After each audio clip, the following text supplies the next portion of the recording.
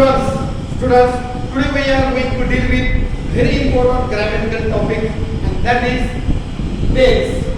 यालाच मराठीमध्ये म्हणतात काळ. बरोबर आहे? तर without wasting much time, let's start types of tense.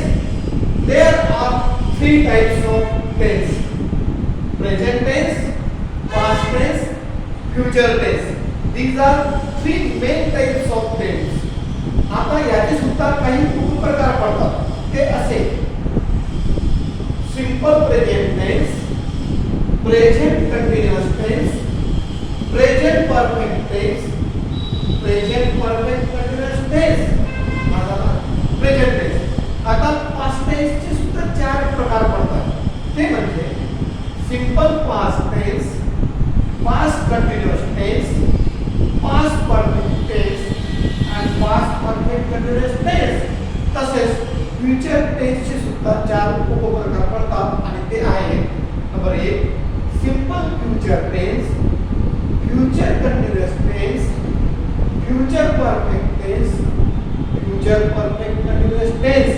तर विद्यार्थी मित्रांनो, हे अशा प्रकारे टेन्सचे एकूण 12 प्रकार पडतात आणि हे 12चे 12ही प्रकार आपण टप्प्याटप्प्याने बघूया आणि प्रत्येक टेन्सचा प्रत्येक वाक्य बनवण्याचा प्रयत्न करूया, जेणेकरून आपल्याला इंग्रजी बोलणं किंवा समजणं अधिक सोयीचं होईल.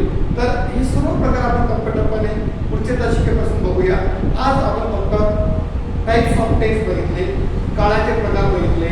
तर आशा करतो की हा टॉपिक तुम्हाला आवडला असेल.